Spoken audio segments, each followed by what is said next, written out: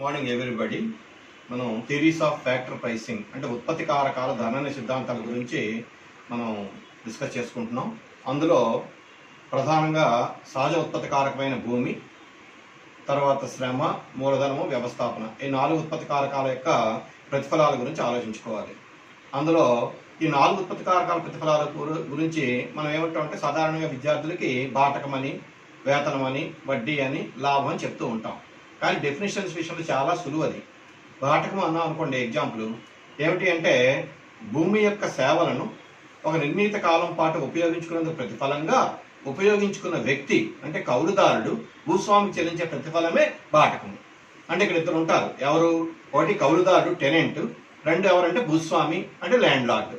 ఆ భూమి యొక్క సేవల్ని ఒక నిర్ణీత కాలం పాటు ఉపయోగించుకునేందుకు ప్రతిఫలంగా కౌలుదారుడు భూస్వామికి చెల్లించే ప్రతిఫలం పేరు బాటకము అంటాం.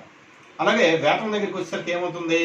అక్కడ శ్రామికుని యొక్క సేవలని ఒక నిర్ణీత కాలం పాటు ఉపయోగించడంతో ప్రతిఫలంగా ఉపయోగించుకున్న వ్యక్తి, అతను భూస్వామి అవ్వచ్చు, ఒక పారిశ్రామికవేత్త అవ్వచ్చు, ఎవరైనా అవ్వచ్చు, ఆ శ్రామికునికి చెల్లించే ప్రతిఫలాన్నే వేతనము అంటాం.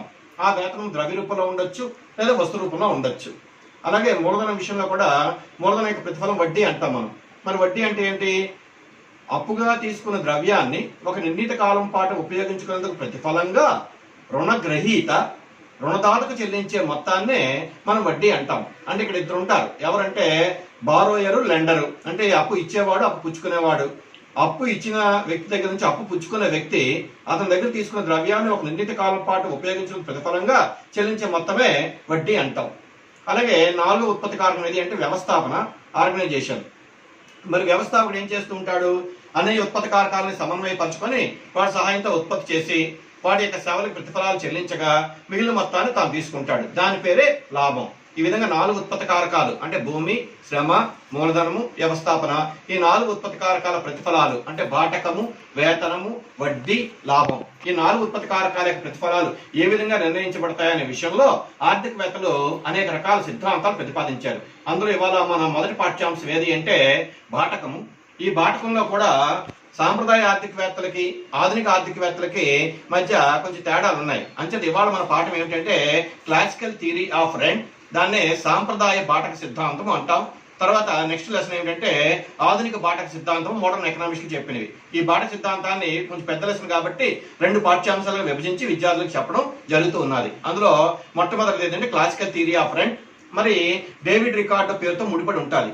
యాక్చువల్ గా క్లాసికల్ థియరీ ఆఫ్ రెంట్ అంటే మనకి మొదటగా గుర్తొచ్చే పేరు ఎవరిది అంటే డేవిడ్ రికార్డో. ఈయన ప్రతిపాదించిన సిద్ధాంతమే బాటక సిద్ధాంతం. అయితే ఈయన బాటకాన్ని కేవలం భూమికి మాత్రమే అన్వయింప చేస్తూ తన యొక్క సిద్ధాంతాన్ని ప్రతిపాదించాడు. కానీ తర్వాత వచ్చిన ఆర్థికవేత్తలు బాటకాన్ని మానవ నిర్మితాలైన యంత్ర సామగ్రి అన్నిటికీ కూడా అప్లై చేశారు. ఈవెన్ శ్రామికులు కూడా అప్లై చేశారు. అంచేత బాటకం అనేది యూనివర్సల్ పదం అయిపోయింది. అది కానీ యాక్చువల్ గా డేవిడ్ రికార్డో మాత్రం బాటకం అనే పదాన్ని భూమికి మాత్రమే అన్వయింప చేస్తూ తన సిద్ధాంతాన్ని రాశాడు అనమాట. అదేంటో చూద్దాం మనం. The Ricardian theory of rent, Ricardo బాటక సిద్ధాంతము. Generally, rent means payment made for the use of a material asset for a specific period of time. For example, house rent, rent paid to the tractor owner, ఇవన్నీ. అయితే ఈ rent అనే పదాన్ని మనం సామాన్యంగా వాడేస్తూ ఉంటాం అందరం కూడా. ఇప్పుడు ఎక్కడైనా ఇల్లు అద్దెకి తీసుకున్నాం అనుకోండి, వెంటనే ఎంత రెంటో అంటాం. అలాగే వ్యవసాయ రంగంలో భూస్వామి దగ్గర ట్రాక్టర్ రైతులు అద్దెకి తెచ్చుకున్నారు అనుకోండి, వెంటనే ట్రాక్టర్ గంటకి అద్దె ఎంత అంటారు. అంటే రెంట్ అనే పదము యూనివర్సల్ అయిపోయింది. అది జనరల్ గా వాడేస్తూ ఉంటారు. బట్ డేవిడ్ రికార్డో మాత్రం రెంట్ అనే పదాన్ని ల్యాండ్ కి అన్వయింపు చేస్తూ చెప్పాడు అనమాట. అయితే ఒకవేళ జనరల్ గా మనం ఆ పదం వాడితే దాన్ని ఏమంటామంటే కాంట్రాక్ట్ రెంట్ అంటాం. కాంట్రాక్ట్ అంటే ఇక్కడ ఏమిటి? అక్కడ ఉదాహరణకి ట్రాక్టర్ ని 1 గంట పాటు వినియోగించుకున్నందుకు ప్రతిఫలంగా వినియోగించుకున్న రైతు ఆ ట్రాక్టర్ యొక్క యజమానికి చెల్లించే ప్రతిఫలమే రెంట్ అనమాట. అప్పుడు ఆ మొత్తంలో వాడినప్పుడు ఏమనాలి?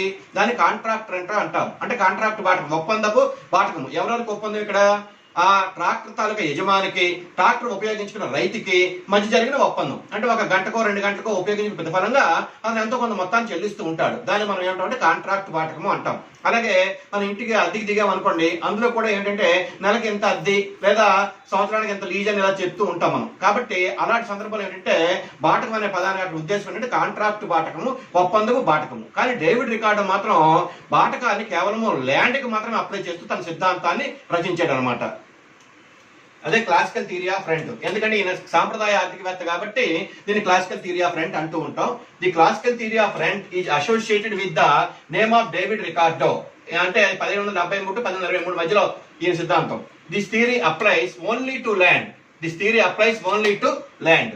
అయితే రికార్డో బాటకాల గురించి ఒక ప్రత్యేకమైన అభిప్రాయాన్ని కలిగి ఉన్నాడు. ఆయన ఏమంటాడంటే భూమి యొక్క సహజ సిద్ధమైన నాశనము లేని శక్తులకు గాను చెల్లించే ప్రతిఫలమే బాటకం అని, బాటకం అంటే వైవిధ్యపు మిగులని ఇలాంటి పదాలు వాడుతూ ఉంటాడు ఆయన. అదేంటో చూద్దాం మనం. డెఫినేషన్: భూమి యొక్క సహజమైన నాశనము చేయలేని శక్తులను ఉపయోగించుకున్నందుకు భూమి నుంచి వచ్చే ఉత్పత్తిలో భూస్వామికి చెల్లించే భాగమే బాటకము. భూమి నుంచి వచ్చే ఉత్పత్తిలో భూస్వామికి చెల్లించే బాటకము ఎవరు చెల్లిస్తారు? ఇక్కడ ఆ భూమిని ఉపయోగించుకునే కౌలుదారుడు భూస్వామికి చెల్లిస్తాడు. Rent is the payment made to the landlord for the use of original and indestructible powers of the soil according to David Ricardo. Rent is the payment made to the landlord for the use of original and indestructible powers of the soil. అంటే భూమి యొక్క సహజ సిద్ధమైన సారవంతమైన నాశనం లేని శక్తులకు ఉపయోగించుకున్నందుకు గాను కౌలుదారుడు తనకు వచ్చే పంటలో భూస్వామికి చెల్లించే భాగమే బాటకము. అదే రికార్డో తాలూకా అభిప్రాయం. అయితే బాటకం ఎందుకు వస్తుంది అంటే రికార్డ్ అభిప్రాయం ఏంటంటే భూమి యొక్క సారంలో తేడాలు ఉంటాయి. That means there are more fertile lands ఉంటాయి, లెస్ ఫెర్టైల్ ల్యాండ్స్ ఉంటాయి, తర్వాత మార్జినల్ ల్యాండ్స్ కూడా ఉంటాయి అంటాడు ఆయన. అంటే భూమి యొక్క సారము అన్ని ప్రాంతాల్లో కూడా ఒకేలా ఉండదు. కొన్ని నల్లరేగడి భూములు ఉంటాయి, ఎర్రరేగడి నేల భూములు ఉంటాయి, రాతి నేలలు ఉంటాయి, ఇసుక నేలలు ఉంటాయి, ఒండ్రుమట్టి నేలలు ఉంటాయి, రకరకాలుగా ఉంటాయి మనకి. అది ఉన్నప్పుడు భూమి యొక్క సారము అన్ని ప్రాంతాల్లో ఒకేలా ఉండదు. ఫర్ ఎగ్జాంపుల్ డెల్టా ల్యాండ్స్ ఉన్నాయనుకోండి, అంటే నదీ పరివాహ ప్రాంతాల్లో ఉండే డెల్టా ల్యాండ్స్ లో ఎక్కువగా సారం ఉంటుంది. కారణం ఏంటంటే ఈ నదులు పొంగినప్పుడు ఏమవుతుందంటే ఆ భూమి యొక్క సారం అంతా కూడా ఆ ప్రాంతాలు చేరుకుంటూ ఉంటుంది అనమాట. డెల్టా భూములు అంటాం మనం. దానివల్ల ఏమవుతుందంటే ఆ ప్రాంతంలో ఎక్కువ పంటలు పండే అవకాశాలు ఉంటాయి. అంటే ఒక విధంగా చెప్పాలి అంటే భూమి ఫెర్టిలిటీ ఆఫ్ ద ల్యాండ్ అనేది అన్ని ప్రాంతాల్లో కూడా ఎప్పుడు కూడా ఒకేలాగా ఉండదు. దాన్ని బట్టి ఏమవుతుందంటే బాటకంలో కూడా మనకి తేడాలు వస్తాయి, ఆ పండే పంటలో కూడా మనకి తేడాలు వస్తాయి. భూసారంలో ఉండే తేడాల వల్ల బాటకం ఉత్పన్నం అవుతుంది. భూసారంలో ఉండే తేడాల వల్లే రికార్డో బాటకాన్ని వైవిధ్యం వల్ల వచ్చే మిగులు, డిఫరెన్షియల్ సర్ప్లస్ అని పేర్కొన్నాడు. వైవిధ్యం వల్ల వచ్చే మిగులు అంటే సారవంతమైన భూముల్ని సారహీనమైన భూముల్ని కంపేర్ చేసుకుంటూ ఉంటే సారహీనమైన భూములతో పోలిస్తే సారవంతమైన భూముల నుంచి మనకు మిగులు కనిపిస్తుంది అంటాడు ఆయన. దాన్ని వైవిధ్యం గల మిగులు, డిఫరెన్షియల్ సర్ప్లస్ అంటూ ఉంటాడు. అవన్నీ కూడా మనం రేఖాపటంలో చూద్దాం. తర్వాత rent accrues to the landlord both from extensive and intensive cultivation of land. ఇక్కడ రెండు పదాలు వాడుతున్నారు ఆయన. ఏమిటంటే ల్యాండ్ రెంట్ ఎలా ఉత్పన్నం అవుతుందంట? Rent accrues to the landlord both from extensive and intensive cultivation of land. అంటే విస్తృత వ్యవసాయము మరియు సాంద్ర వ్యవసాయం వల్లే మనకి బాటకం అనేది ఉత్పన్నం అవుతుంది అంటాడు. అయితే విస్తృత వ్యవసాయం ఎందుకు చేయాలి, సాంద్ర వ్యవసాయం ఎందుకు చేయాలి అని మరి ఈ విషయాల గురించి అర్థం చేసుకోవాలి అంటే రికార్డో బాటక సిద్ధాంతానికి థామస్ రాబర్ట్ మాల్థస్ ప్రతిపాదించిన జనాభా సిద్ధాంతానికి లింక్ ఉంది. మాల్థస్ ఏం చెప్తాడు? జనాభా మితిమీరి పెరిగిపోయేటప్పుడు వాళ్ళ యొక్క ఆహార అవసరాలు తీర్చాలి అంటే మనం దేశంలో అంతవరకు సాగులో లేని బంజరు భూములని, బీడు భూములని సాగులోకి తీసుకుని రావాల్సి ఉంటుంది. ఒకవేళ అప్పటికీ కూడా మనకి ఆహార పదార్థాలు సరిపోకపోతే అంటే ఇంకా జనాభా మితిమీరి పెరిగిపోతూ ఉంటే అప్పుడు ఏం చేయాలి అంటే ఒకే భూమిని పలుమార్లు వ్యవసాయం చేసి ఒక పంట పండించిన దగ్గర 2 పంటలు, 2 పంటలు పండించిన దగ్గర 3 పంటలు చేసి తద్వారా అధిక దిగుబడులు సాధించాలి అంటాడు. అటువంటి 2 పదాలే extensive cultivation and intensive cultivation. Extensive cultivation అంటే దేశంలో అంతవరకు పనికిరావు అనుకునే బంజరు భూములని, బీడు భూములని, ఒక విధంగా కొన్ని గ్రామాల్లో పోరంబోకు భూములు అంటారు. అటువంటి భూముల్ని మనం ఆధునాతన సేద్య పద్ధతులు ఉపయోగించి అంటే యాంత్రీకరణ ద్వారా కానీ లేదా నీటిపారుదల సౌకర్యాలు మెరుగుపరచడం ద్వారా కానీ మనం వాటి సాగులోకి తీసుకుని వస్తే దాన్ని ఏమంటామంటే విస్తృత వ్యవసాయం అంటాం. అలాగే సాంద్ర వ్యవసాయం భూమి యొక్క సప్లై పూర్తి అవ్యాకోచంగా ఉంటుంది. Supply of land is fixed. మనం ప్రపంచ గ్లోబల్ మనం మార్చలేము, అదేవిధంగా మన భారతదేశ పటాన్ని కూడా మనం మార్చలేము. అంటే సప్లై ఆఫ్ ల్యాండ్ ఫిక్స్డ్ గా ఉంటుంది, కానీ డిమాండ్ ఫర్ ల్యాండ్ పెరగచ్చు జనాభా పెరుగుతూ ఉంటే. సప్లై ఆఫ్ ల్యాండ్ ఎప్పుడైతే ఫిక్స్డ్ గా ఉంటుందో జనాభా మితి మీరు పెరిగినప్పుడు ఏమవుతుంది, మనం ఇంకా ఎక్కువగా ఆహార పదార్థాలు పండించాల్సి వస్తే అదే భూమిలో మనం ఏం చేయాలంటే కొత్త 2-3 పంటలు పండించడానికి ప్రయత్నాలు చేయాలి. ఇది ఎలా సాధ్యపడుతుంది అంటే అగ్రికల్చరల్ టెక్నాలజీలో వచ్చే మార్పుల వల్ల అది సాధ్యపడవచ్చు. అంటే క్షేత్ర పర్యవేక్షణ పద్ధతులు మెరుగుపరచడం కానీ, నీటిపారుదల సౌకర్యాలు మెరుగుపరచడం కానీ, లేదా సంకరజాతి వంగడాలు వాడటం కానీ ఇలాంటివన్నీ చేసి మనం 2-3 పంటలు పండించడానికి మనం ప్రయత్నాలు చేస్తూ ఉంటాం అనమాట. అదే ఆ 2 పదాలు వాడుతున్నాడు ఈయన. ఏమిటంటే one is extensive cultivation and second one is intensive cultivation. విస్తృత వ్యవసాయం ఒకటి, సాంద్ర వ్యవసాయం ఒకటి. అయితే ఈయన సిద్ధాంతం అంతా కూడా రికార్డు బాట సిద్ధాంతం అంతా కూడా కొన్ని ప్రమేయాలతో ముడిపడి ఉంటాయి. ఆ ప్రమేయాలు అంటే చూద్దాం. First one, supply of land is limited. భూమి యొక్క సప్లై ఎప్పుడు కూడా పరిమితంగా ఉంటుంది. ఒక విధంగా చెప్పాలంటే supply of land is perfectly inelastic. ఎందుకంటున్నామంటే ఇటువైపు మనం తీసుకుంటే భూమి యొక్క సప్లై రేఖ ఇలా ఓవై అక్షానికి సమాంతరంగా ఉంటుంది. ఎందుకు సమాంతరంగా ఉంటుంది అంటే భూమి యొక్క సప్లైని మనం పెంచలేము. జనాభా పెరిగిపోయిందని కానీ తగ్గిపోయిందని కానీ భూమి యొక్క సప్లైలో ఏమి మార్పు రాదు. భూమి యొక్క సప్లై ఫిక్స్డ్ గా ఉంటుంది. కాకపోతే ఏమిటి అంటే అంతవరకు పనికిరావు అనుకునే భూములు మనం సాగులో తెచ్చుకోగలమే కానీ మొత్తం భూమి యొక్క పరిమాణాన్ని మాత్రం మనం పెంచలేము. అది ఫస్ట్ది. ఇది యూనివర్సల్ గా ఎవరికి అప్లికబుల్ అవుతుంది అన్ని దేశాలకి కూడా. కల్టివేషన్ ఆఫ్ ది ల్యాండ్ ఈ subject to the law of diminishing returns. అయితే ఇక్కడ రికార్డు బాటక్ సిద్ధాంతం మార్షల్ ప్రతిపాదించిన చరానుపాత సూత్రం ఆధారంగా కూడా రూపొందించబడింది. ఎందుకంటే చరానుపాత సూత్రం మనం ఏం చదువుకున్నాం? ఏ ఉత్పత్తి కారకానైనా ఉత్పత్తి పద్ధతులు మార్చకుండా పదే ఉపయోగిస్తూ ఉంటే వచ్చే ప్రతిఫలాలు గ్రాడ్యువల్ గా తగ్గిపోతాయి. అంటే ఇక్కడ ఏమవుతుంది? భూమిని మనం పదే ఉపయోగిస్తూ ఉంటే, ఉత్పత్తి పద్ధతులు మార్చకుండా సాంకేతిక పరిజ్ఞానంలో మార్పు చేయకుండా ఉంటే ఏమవుతుందంటే గ్రాడ్యువల్ గా ఆ ప్రతిఫలాలు తగ్గిపోతూ ఉంటాయి. అంటే ఇక్కడ law of diminishing returns apply అవుతుంది అంటారు. ఇంకా మూడవది ఏంటంటే ల్యాండ్ డిఫర్స్ ఇన్ ఫెర్టిలిటీ. ఒక దేశంలో అన్ని ప్రాంతాలలోనూ లేదా ఒకే గ్రామంలో ఉండే అన్ని ప్రాంతాలలోనూ కూడా ల్యాండ్ తాలూకా ఫెర్టిలిటీ ఒకేలా ఉండకపోవచ్చు. ఉదాహరణకు ఒక గ్రామంలో కొండవారు ఒక ల్యాండ్ ఉండొచ్చు, మెట్ట భూమి. అదే చెరువు ఒడ్డున ఒక ల్యాండ్ ఉండొచ్చు, అది పల్ల భూమి. అంటే ఏమిటంటే భూమి యొక్క సారంలో మనకు తేడాలు ఉంటాయి. ఇది యూనివర్సల్ గా అందరూ ఒప్పుకోవాల్సిన విషయమే. తర్వాత ఏంటంటే rent is determined by the price of the product produced on land. Rent దేని బట్టి డిసైడ్ చేస్తారు అంటే ఆ భూమి నుంచి వచ్చే ఉత్పత్తిని బట్టి, ఆ ఉత్పత్తి యొక్క విలువను బట్టి మనకు ఆధారపడుతుంది. అంటే ఉదాహరణకి ఈస్ట్ గోదావరి వెస్ట్ గోదావరి అటువైపు వెళ్ళాం అనుకోండి, అక్కడ ఏంటి సంవత్సరానికి 3 పంటలు పండుతూ ఉంటాయి. కాబట్టి అక్కడ ఏంటి బాటకం కొంచెం ఎక్కువగా నిర్ణయించవచ్చు.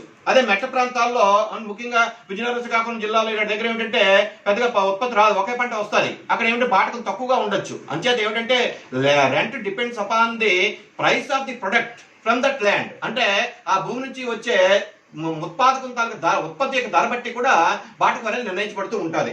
తర్వాత rent is not a part of the cost of production. ఇది కొంచెం దీనిపైన విమర్శలు వచ్చాయి. రికార్డు ఏమంటాడంటే భూమి యొక్క సహజసిద్ధమైన సారవంతమైన నశించలేని శక్తులకు ఇచ్చే ప్రతిఫలమే బాటకం అని చెప్తూ rent is not a part of the cost of production అంటాడు. అంటే ఇది ఉత్పత్తి వ్యయంలో చేరదు అంటాడు. కానీ తర్వాత వచ్చిన ఆర్థికవేత్తలు మాత్రం దీన్ని ఒప్పుకోలేదు. ఎందుకంటే బాటకం అనేది కూడా ఉత్పత్తి వ్యయంలో ఒక భాగమే. ఎందుకంటే దాన్ని బట్టి మనం ఇక్కడ ప్రతిఫలాలు అంటే రేటు నిర్ణయించుకోవాలి తప్పించి దాన్ని మనం వదిలేయడానికి వీలు లేదు అంటారు. సో ఇది మాత్రం ఈయన ప్రమేయంగా తీసుకున్నాడు. Rent is not a part of the cost of production అని. తర్వాత రెంట్ ఇన్ ఎక్స్టెన్సివ్ కల్టివేషన్. అంటే విస్తృత వ్యవసాయంలో ఎలా బాటకం ఉత్పన్నం అవుతుంది అది చూద్దాం. విస్తృత వ్యవసాయం అనగా ఇది వరకు సాగులో లేని బంజరు భూములని బీడు భూములని సాగులోకి తేవడం. ఇది వరకు సాగులో లేని బంజరు భూములని బీడు భూములని సాగులోకి తేవడం. ఉదాహరణ మన భారతదేశం తీసుకుంటే 1951, 61 అప్పటికేను ఇప్పటికీ తీసుకుంటే దేశంలో సాగులో ఉండే భూ విస్తీర్ణం చాలా పెరిగింది. ఎలా పెరిగింది అంటే దానికి కారణం ఏమిటి అంటే ఆధునాతన యంత్ర పరికరాలు ఉపయోగించుకొని ఎగుడు దిగుడుగా ఉండే ప్రాంతాలని, మెట్ట ప్రాంతాలని ఇవన్నీ కూడా లెవెల్ చేసేస్తున్నారు. లెవెల్ చేయడం వల్ల ఏమవుతుందంటే అవి వ్యవసాయ యోగ్యం అవుతూ ఉన్నాయి. ఉదాహరణ పోలవరం ప్రాజెక్టు కానీ పూర్తి అయిపోతే ఆ రాయలసీమ ప్రాంతంలో చాలా వరకు మెట్ట భూములన్నీ కూడా వెట్ ల్యాండ్స్ కింద మారే అవకాశాలు ఉంటాయి. అలాగే ఏమవుతుంది అంటే రాను ఆధునాతన పద్ధతులు ఉపయోగించడం వల్ల మనకేంటంటే అదనంగా భూమి సాగులోకి తెచ్చే అవకాశాలు ఉంటాయి అన్నమాట. దాన్ని ఏమంటే విస్తృత వ్యవసాయం అంటాం. జనాభా మితిమీరి పెరుగుతున్నప్పుడు ఉపాంత భూములను కూడా సాగులోకి తేవడం జరుగుతుంది అంటాడు. ఉపాంత భూమి అంటే అది మార్జినల్ ల్యాండ్స్ అంటారు. ఒక విధంగా చెప్పాలంటే దానిపైన బాటకం ఏమి రాదంటాడు రికార్డు. మరి ఎప్పుడు మనం దాన్ని సాగులోకి తెస్తాము అనుకుంటే ఎప్పుడైతే మనకి ఇంకా జనాభా పెరిగిపోతుంది, మనకి ఇంకా ఎక్కువ ఆహార పదార్థాలు అందించాలి అనే పరిస్థితి వస్తుందో అప్పుడు ఏమనుకుంటామంటే ఇంతమందుకు ఏవైతే పనికిరాదు ఈ భూములు, ఇందులో వ్యవసాయం చేయడం సాధ్యపడదు అనుకునే భూముల్ని మనం సాగులో తేడానికి ప్రయత్నాలు చేస్తున్నాం. ఇవాళ రాజస్థాన్ లో ఇందిరాగాంధీ కెనాల్ ద్వారా ఎడారి ప్రాంతం అది. అలాంటి ఎడారి ప్రాంతంలో కూడా వెజిటబుల్స్, టమాటాలు ఇలాంటివన్నీ సాగు చేస్తున్నారు ఆధునాతన సేద్య పద్ధతులు ఉపయోగించి. అంతే చెప్పేది ఏమిటి అంటే మరి ఇంతకు ముందు ఎందుకు చేయలేదు, ఇప్పుడు ఎందుకు చేస్తున్నారు అంటే ఇప్పుడు జనాభా పెరుగుతుంది, వాళ్ళ ఆహార అవసరాలు పెరుగుతున్నాయి. కాబట్టి ఏమవుతుంది అంటే ఆటోమేటిక్ గా ఇంతవరకు ఏవైతే పనికిరావు అనుకున్నారో, ఎక్కడైతే పంటలు పండవు అని అనుకున్నారో అటువంటి ప్రాంతాల్లో కూడా పంటలు పండించడానికి ప్రయత్నాలు చేస్తున్నారు. మనం ఏజెన్సీకి వెళ్తే, అరకు ఏజెన్సీకి వెళ్తే ఆ హిల్ ఏరియా, యాక్చువల్ గా హిల్ ఏరియాలో కల్టివేషన్ చాలా కష్టం. ఎందుకంటే అది స్లోప్ ఇలా ఉంటది. కానీ అక్కడ కూడా బెంచ్ టెర్రస్ కల్టివేషన్ వచ్చింది ఈ మధ్యనే. అంటే అక్కడక్కడ ఇలా బెంచ్లా ఏర్పాటు చేసి, బెంచ్లు అంటే కంటకాలు చేసేసి అక్కడ ఏం చేస్తారంటే పైనాపిల్ పండించడం కానీ లేదా సామాన్య పంటలు పండించడం కానీ చోళ్ళు పండించడం కానీ మొక్కజొన్న పండించడం కానీ చేస్తున్నారు. మరి ఒకప్పుడు ఏమిటంటే అది పెద్దగా ఏమీ లేదు, కానీ ఇవాళ ఏమైందంటే అటువంటి కొండ ప్రాంతాల్లో కూడా మనం వ్యవసాయం చేస్తున్నాం, ఎడారి ప్రాంతాల్లో కూడా వ్యవసాయం చేస్తున్నాం. మరి ఇలాంటి చేయవలసిన అగత్యం ఎందుకు ఏర్పడింది అని ఆలోచిస్తే జనాభా మితిమీరి పెరగడం, వాళ్ళ యొక్క ఆహార అవసరాలు పెరగడం వల్లే ఇటువంటి అగత్యం అనేది ఏర్పడింది. ఈ విధంగా విస్తృత వ్యవసాయం అంటే ఏమిటంటే దేశంలో అంతవరకు సాగులోని లేని బంజరు భూముల్ని, బీడు భూముల్ని మనం అదనంగా సాగులోని తీసుకుని వస్తే దాన్ని ఏమంటామంటే ఎక్స్టెన్సివ్ కల్టివేషన్ అంటాము. అభిప్రాయం ప్రకారంగా బాటకం అంటే వైవిధ్యము గల మిగులు అంటాడు. అంటే ఏమిటంటే if you compare the fertility of the superior lands and inferior lands అని ఆలోచిస్తే అక్కడ ఏమవుతుందంటే ఇన్ఫీరియర్ ల్యాండ్స్ తో పోలిస్తే సుపీరియర్ ల్యాండ్స్ పైన ఎక్కువ దిగుబడి వస్తుంది. అలా ఎంతైతే ఎక్కువ దిగుబడి వచ్చిందో దానికి ఆయన ఏమంటాడు సర్ప్లస్ రెంట్ అంటూ ఉంటాడు, లేదా దాన్ని డిఫరెన్షియల్ సర్ప్లస్ అంటూ ఉంటారు. అదే చూద్దాం. According to Ricardo rent is differential surplus, difference between the produce of the superior and the marginal lands, difference between the produce of the superior and marginal lands అంటాడు. For example మనం 4 types of lands తీసుకుందాం. A grade land, B grade land, C grade land and D grade land. A B C D ఇలా తీసుకుంటే సాధారణంగా మానవుడు హేతువాది తెలివైనవాడు కాబట్టి ఏం చేస్తూ ఉంటాడంటే ఫస్ట్ ఎప్పుడు కూడా మోర్ ఫెర్టైల్ ల్యాండ్స్ ని సాగులోకి తేవడానికి ప్రయత్నాలు చేస్తాడు. దీనికి మనకు రికార్డ్ ఒక ఎగ్జాంపుల్ కూడా ఇస్తాడు. ఏమిటంటే ఒక దీవులోకి కొత్తగా జనాభా షిప్ లో వెళ్ళి అక్కడ సెట్ అవ్వడానికి ప్రయత్నాలు చేస్తే ఆ దీవులో మొదట ఎక్కడ సారవంతమైన భూములు ఉన్నాయి, ఎక్కడ నీటిపారుదల సౌకర్యాలు అవన్నీ ఉన్నాయో చూసుకొని దాన్ని బట్టి అక్కడ సేద్యం చేయడం మొదలు పెడతారు. ఆ తర్వాత ఉత్పత్తి బాగానే వస్తుంది. ఆ తర్వాత అదనంగా ఇంకా జనాభా రావడం జరుగుతున్నది అనుకోండి, ఆ ప్రాంతంలో బాగా పంటలు వస్తున్నాయని చెప్పి అప్పుడు ఏమవుతుందంటే మరికొంత భూమిని అదనంగా సాగులో తేవడం ప్రయత్నాలు చేస్తారు. కాలక్రమంలో ఈ జనాభాకి మళ్ళా పిల్లలు పుట్టడం ఇవన్నీ జరిగి జనాభా పెరిగిపోతూ ఉంటే మొత్తం ఆ భూమిలో లేదా దీవులో ఎంతైతే భూమి సాగులోకి వచ్చే అవకాశం ఉందో ఆ భూమి అంతా సాగులోకి తేవడానికి ప్రయత్నాలు చేస్తారు. ఇందులో టైప్స్ ఆఫ్ ల్యాండ్ చూద్దాం. A grade, B grade, C grade and D grade. Production ఏంటంటే 50 quintals, 40 quintals, 30 quintals and 20 quintals. 4 grade lands లో మనకి first grade A grade lands పైన 50 క్వింటాల్స్ ఉత్పత్తి వచ్చింది, ఎందుకంటే అది మోర్ ఫెర్టైల్ ల్యాండ్ కాబట్టి. అదే బి గ్రేడ్ ల్యాండ్ పైన అయితే 40 క్వింటాల్స్ వచ్చింది, లెస్ ఫెర్టైల్ కాబట్టి. When compare it to B grade land, C grade land ఇంకా లెస్ ఫెర్టైల్ కాబట్టి 30 క్వింటాల్స్ వచ్చింది. అలాగే డి గ్రేడ్ ల్యాండ్ ఇంకా ఇది మార్జినల్ ల్యాండ్ అంటావు, అంటే ఇంకా లాస్ట్ ఇంకా మరి దాంతో అయిపోతాయి. దాంట్లో వచ్చింది ఏంటంటే 20 క్వింటాల్సే. అయితే ఇక్కడ ఎలాగ బాటకం కనిపిస్తుంది అంటే when we compare A grade lands with B grade lands or B grade land with C grade lands or C grade lands with D grade lands or A to C or B to D అలా compare చేసుకుంటే మనకి బాటకం అనేది కనిపిస్తూ ఉంటుంది. ఇప్పుడు ఉదాహరణ చూద్దాం. ఇక్కడ ఏ గ్రేడ్ ల్యాండ్ 50 క్వింటాల్స్ వచ్చింది అన్నాం. ఏతో పోలిస్తే బి గ్రేడ్ ల్యాండ్ లో 40 క్వింటాల్స్ వచ్చింది. డిఫరెన్స్ ఎంత? 10 క్వింటాల్స్. అంటే when compare to B grade lands A grade land పైన 10 క్వింటాల్ అదనంగా వచ్చింది. దాన్ని ఏమంటే బాటకము అంటాడు. అలాగే బి గ్రేడ్ ల్యాండ్ తో పోలిస్తే సి గ్రేడ్ ల్యాండ్ లో 10 క్వింటాల్స్ వచ్చింది అదనంగా, ఎందుకంటే ఇక్కడ 30 వస్తే ఇక్కడ 40 వచ్చింది కాబట్టి దాన్ని బాటకం అంటారు. అలాగే సి గ్రేడ్ ల్యాండ్ తో పోలిస్తే డి గ్రేడ్ ల్యాండ్ పైన 10 క్వింటాల్స్ వచ్చింది. అయితే ఇక్కడ మనం ఆలోచిస్తే ఏ గ్రేడ్ ల్యాండ్ కి డి గ్రేడ్ ల్యాండ్ కి లేదా ఏ గ్రేడ్ ల్యాండ్ కి సి గ్రేడ్ ల్యాండ్ కి కంపేర్ చేస్తే ఏలో 50 క్వింటాల్స్ వచ్చినప్పుడు సిలో 30 వచ్చింది. అంటే డిఫరెన్స్ ఎంత? 20 క్వింటాల్స్. అంటే when we are comparing C grade lands with A grade lands rent అక్కడ మనకి ఎంత కనిపించింది? 20 క్వింటాల్స్ ఎక్స్ట్రా కనిపించింది. అలాగే ఏ గ్రేడ్ ల్యాండ్స్ తో డి గ్రేడ్ ల్యాండ్స్ కానీ కంపేర్ చేస్తే రెంట్ 30 క్వింటాల్స్ కనిపించింది. ఈ విధంగా ఏమిటంటే అంటే ఇన్ఫీరియర్ ల్యాండ్స్ కి సుపీరియర్ ల్యాండ్స్ కి కంపేర్ చేసుకున్నప్పుడు బాటకం అనేది ఉత్పన్నం అవుతుంది అంటారు డేవిడ్ రికార్డో. దాన్ని ఏమంటే మిగులు బాటకం అనే పదం కూడా వాడుతూ ఉంటాడు ఆయన. దీన్ని మనం డయాగ్రామ్ లో చూద్దాం. ఈ డయాగ్రామ్ లో ఓఎక్స్ అక్షంలో టైప్ ఆఫ్ ల్యాండ్, అది ఏ గ్రేడా, బి గ్రేడా, సి గ్రేడ్ అనేది. తర్వాత ఓవై అక్షంలో ఈల్డ్ పర్ హెక్టార్, అంటే ఒక హెక్టార్ కి వచ్చి దిగుబడి ఎంత అని. అలా చూసుకుంటే మనకి ఇక్కడ ఇదంతా కూడా బార్ డయాగ్రామ్స్ లో చూపిస్తున్నాం. ఈ బార్ డయాగ్రామ్స్ లో ఏ గ్రేడ్ ల్యాండ్ పైన ఉత్పత్తి చేస్తే 50 క్వింటాల్స్ వచ్చింది, బి గ్రేడ్ ల్యాండ్ పైన 40, సి గ్రేడ్ ల్యాండ్ పైన 30, డి గ్రేడ్ ల్యాండ్ పైన ఏమో 10 వచ్చింది, 20 వచ్చింది. అంటే ఏంటిది? డి గ్రేడ్ ఇది నో రెంట్ ల్యాండ్ అంటారు. నో రెంట్ ల్యాండ్ అంటే అర్థం ఏంటంటే దానిపైన బాటకం ఉత్పన్నం అవ్వదు. ఎందుకు బాటకం ఉత్పన్నం అవ్వదు అంటే అదే లాస్ట్, ఇంకా దాన్ని మార్జినల్ ల్యాండ్ అంటాం. ఇంకా ఆ తర్వాత సెజ్యోగ్యం చేయడానికి భూములే లేవు. అన్నప్పుడు ఏమవుతుందంటే దాన్ని కంపేర్ చేయడానికి అవకాశం లేదు కాబట్టి దాన్ని నో రెంట్ ల్యాండ్ అని, మార్జినల్ ల్యాండ్ అని అంటూ ఉంటాం అనమాట. ఈ విధంగా బితో పోలిస్తే ఏ పైన మిగులు కనిపిస్తుంది, అలాగే సితో పోల్చిన బి పైన ఏ పైన మిగులు కనిపిస్తుంది, డితో పోలిస్తే సి పైన బి పైన ఏ పైన కూడా మిగులు కనిపిస్తూ ఉంటుంది. దీని రికార్డు ఏమంటారంటే మిగులు బాటకం అంటాడు. అయితే మిగులు బాటకం ఎప్పుడు ఉత్పన్నం అవుతుంది? ఎప్పుడైతే మనం విస్తృత వ్యవసాయం చేస్తూ ఉంటామో అప్పుడు ఉత్పన్నం అవుతుంది. అంటే అర్థం ఏమిటి అంటే మొదట మానవుడు సారవంతమైన భూములు సాగు చేసుకొని క్రమేణా సారహీనమైన భూములు సాగు చేస్తూ ఉండేటప్పుడు సారహీనమైన భూములతో పోలిస్తే సారవంతమైన భూముల పైన మిగులు కనిపిస్తుంది. దీన్ని ఏమంటారంటే మిగులు బాటకం అంటాడు డేవిడ్ రికార్డు. తర్వాత రెండవది ఏమిటంటే ఇంటెన్సివ్ కల్టివేషన్, సాంద్ర వ్యవసాయం. మరి భారతదేశం వంటి దేశాల్లో ఈ మధ్య కాలంలో సాంద్ర వ్యవసాయం బాగా పెరుగుతున్నది. ఎందుకు పెరుగుతున్నది అంటే మన దేశంలో జనాభా పెరుగుతున్నది, మన దేశం స్వావలంబన దిశగా పయనించాలనుకుంటున్నాం. మనం స్వావలంబన అంటే ఏంటి? ఇతర దేశాలను దిగుమతులు తగ్గించుకోవాలి, పూర్తిగా మన ఉత్పత్తులపై మనమే ఆధారపడాలి. దాన్ని సెల్ఫ్ సఫిషియన్సీ లేదా సెల్ఫ్ రిలయన్స్ అంటాం మనం. మనం అలా చేయాలి అంటే మన దేశ ప్రజలకు అవసరమైన అన్ని రకాల పంటలు మనమే ఉత్పత్తి చేసుకోగలిగి ఉండాలి. దేశం స్వావలంబన దిశగా పయనించాలి అంటే మనం ఒకవైపు విస్తృత వ్యవసాయం చేయాలి, మరొకవైపు సాంద్ర వ్యవసాయం కూడా చేయాలి. కానీ విస్తృత వ్యవసాయానికి పరిమితులు అంటూ ఉంటాయి.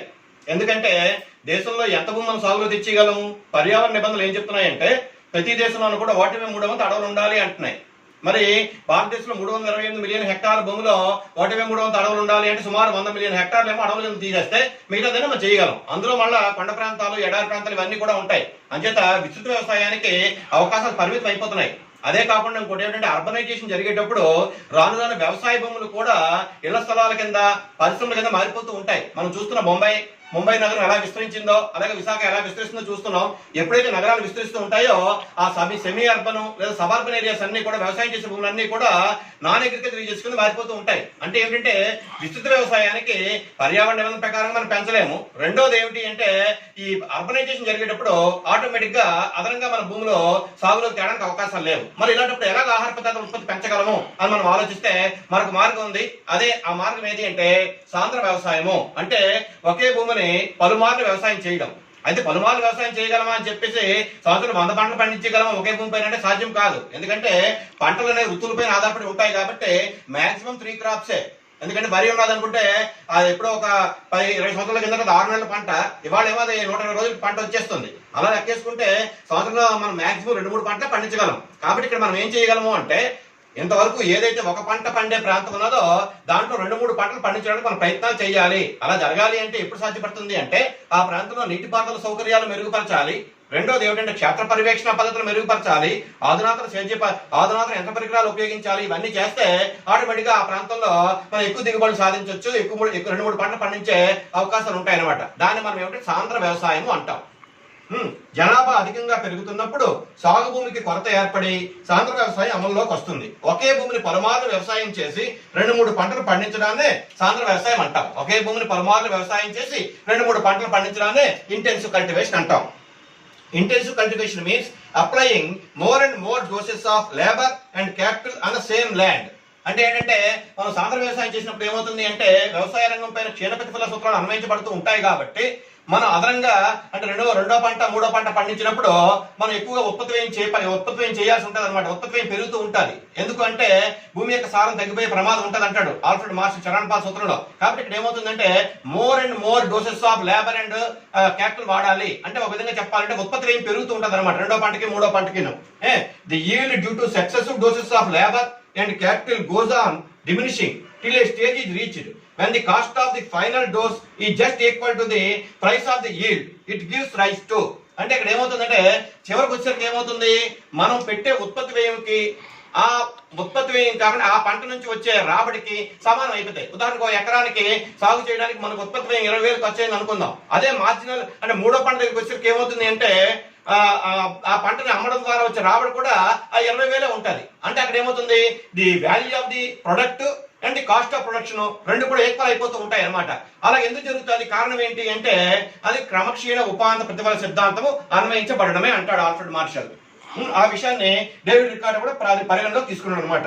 This is the marginal and no rent dose. అంటే ఎప్పుడైతే ఉత్పత్తి వ్యయాన్ని సరిపోయినట్టుగా ఉత్పత్తి విలువ వచ్చిందో దాన్ని ఏమంటామంటే marginal or no rent dose. అక్కడ ఏమిటంటే మనకి రెంట్ ఏమీ కూడా కనబడదు అంటాడు. ఒక విధంగా చెప్పాలంటే భూమి కొరత వలన ఒకే భూమిని పలుమార్లు వ్యవసాయం చేస్తున్నాం కాబట్టి ఈ విధంగా వచ్చిన బాటకాన్ని కొరత బాటకము, స్కేర్సిటీ రెంట్ అంటాడు. అయితే మార్షల్ తాలూకా స్కేర్సిటీ రెంట్ వేరు, డేవిడ్ రికార్డ్ యొక్క కొరత బాటకం వేరు. డేవిడ్ రికార్డ్ యొక్క కొరత బాటకం అంటే అర్థం ఏంటి అంటే భూమి యొక్క కొరత వలన ఒకే భూమిని పలుమార్లు వ్యవసాయం చేస్తూ ఉంటాం కాబట్టి మొదటి పంటతో పోలిస్తే రెండో పంటలో మొదటి పంటలో ఎక్కువ దిగుబడి వస్తుంది, మూడో పంటతో పోలిస్తే మొదటి 2 పంటలు ఎక్కువ దిగుబడి కనిపిస్తాయి. అంటే ఆ మూడో పంట ఏంటంటే ఒక విధంగా చెప్పాలంటే మార్జినల్ డోస్ అంటున్నారు. అంటే అక్కడ ఏమిటంటే ఉత్పత్తి వ్యయము, ఉత్పత్తి తాలూకా విలువ 2 సమానం అయిపోతాయి. అక్కడ మనకు అదనంగా ఏమీ కూడా బాటకం అనేది రాదు అంటారు. ఆ విధంగా ఈ డేవిడ్ రికార్డో ఎక్స్టెన్సివ్ కల్టివేషన్ ద్వారా, ఇంటెన్సివ్ కల్టివేషన్ ద్వారా 2 రకాల బాటకాలు వస్తాయని చెప్తున్నాడు ఆయన. ఒకటి సర్ప్లస్ రెంట్, రెండోది ఏమిటంటే స్కేర్సిటీ రెంట్. ఈ ఇంటెన్సివ్ కల్టివేషన్ సాంద్ర వ్యవసాయం ద్వారా కొరత బాటం ఏ విధంగా ఉత్పన్నం అవుతుందో మనం ఈ రేఖాపటంలో చూడొచ్చు.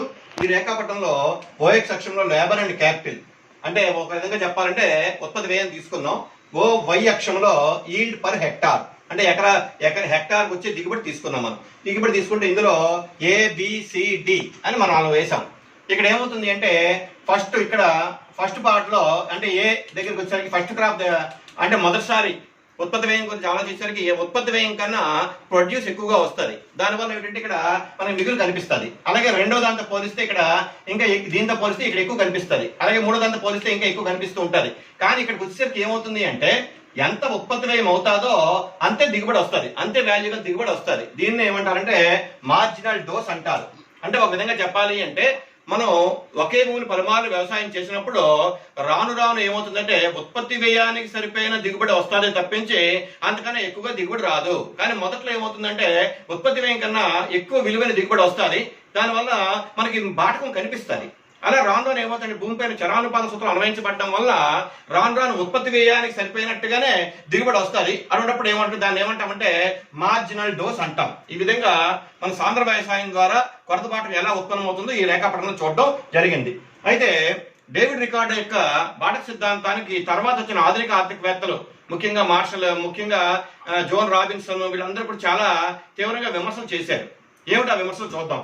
ఒకటి ఏమిటంటే శాస్త్ర సాంకేతిక రంగాల మార్పుల వల్ల క్షీణ ప్రతిఫల సూత్రం అమల్లోకి రాకుండా చూడవచ్చును అన్నారు. ఆయన ఏమంటాడు, భూమిపైన చరానుపాత సూత్రం అన్వయించబడుతుంది, రాను రాను ప్రతిఫలాలు తగ్గిపోతాయి అన్నాడు. ఒకవేళ అలాగే తగ్గిపోయేటట్లయితే చాలా దేశాల కాలాలు గడుస్తున్న కొద్దీ ఏమంటే ఉత్పత్తి పెరుగుతూ ఉన్నది. ఎలా సాధ్యపడుతుంది ఇదంతా అంటే శాస్త్ర సాంకేతిక రంగాలలో అంటే సైన్స్ అండ్ టెక్నాలజికల్ గా వచ్చే మార్పుల వల్ల ఎక్కువ దిగుబడులు వస్తున్నాయి. ఫర్ ఎగ్జాంపుల్ ఇండియాలో తీసుకుంటే 1960-70 మధ్యలో intensive agricultural development strategy IIDP programme, IIAP programme వల్ల మనం ఏం చేసాం, biotechnology, chemical technology, mechanical technology ఇవన్నీ ఇంట్రడ్యూస్ చేసి వ్యవసాయ రంగంలో అధిక దిగుబడి సాధించాం. MS స్వామినాథన్ దయ వలన. మొత్తం చెప్పేది ఏంటంటే హరిత విప్లవం రావడం వల్ల ఏమైందంటే పంట విస్తీర్ణం పెద్దగా పెరగకపోయినా ఎక్కువ దిగుబడులు వచ్చాయి. అంటే సంకరజాతి వంగడాలు వాడటం వల్ల కానీ, లేదా రసాయనిక ఎరువులు వాడటం వల్ల కానీ, ఆధునిక యంత్ర పరికరాలు ఉపయోగించడం వల్ల కానీ, ఇలాంటి వాటి వల్ల ఏమంటే ఎక్కువ దిగుబడులు వచ్చాయి. మరి ఆ విషయాన్ని డేవిడ్ రికార్డో పరిగణించలేదు, అతను ఏమీ యాంటిసిపేట్ చేయలేదు. అంటే కాలం గడుస్తున్న కొద్దీ మానవుల్లో జిజ్ఞాస పెరుగుతున్న కొద్దీ శాస్త్ర సాంకేతిక రంగాల్లో ఎక్కువగా మార్పులు వస్తూ ఉంటాయి, టెక్నాలజికల్ చేంజెస్ వస్తూ ఉంటాయి. వచ్చినప్పుడు ఏమవుతుందంటే ఆటోమేటిక్ గా మనకి దిగుబడులు తగ్గకుండా చూసుకోవచ్చు. ఆ విషయాన్ని డేవిడ్ రికార్డో విస్మరించాడు అని ఒక విమర్శ వచ్చింది. తర్వాత fertility of the land can be reduced or improved, ఇది ఒకటి.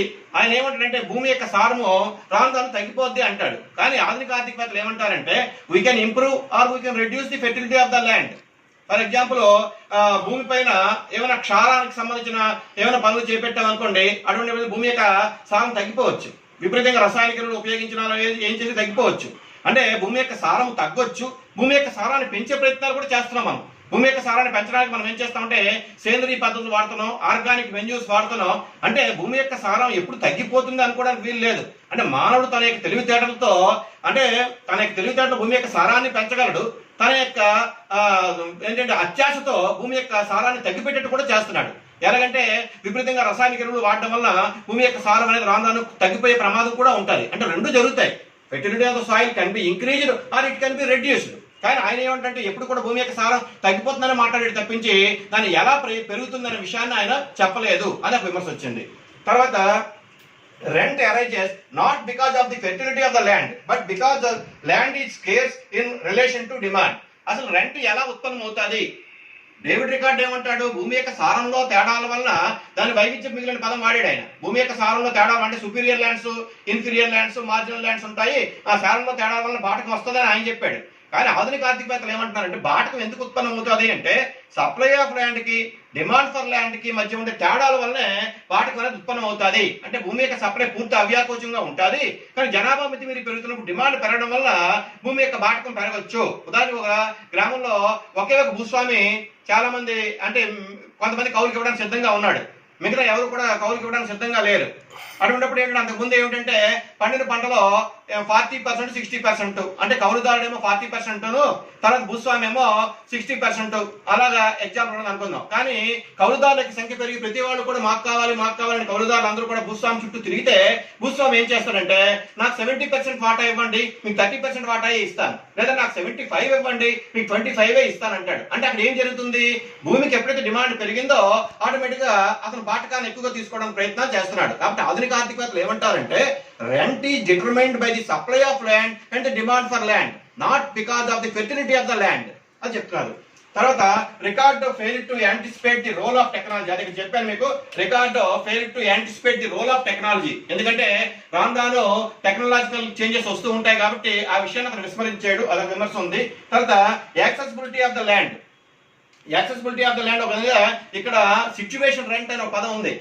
సిచ్యువేషన్ రెంట్ అంటే ఏంటంటే ఉదాహరణకి ఒక గ్రామంలో రోడ్డు వారీ ల్యాండ్స్ ఏ ఫెర్టిలిటీగా ఉన్నాయో ఊరికి కొంచెం దూరంగా ఉండే ల్యాండ్స్ కూడా అదే ఫెర్టిలిటీగా ఉన్నాయి అనుకుందాం.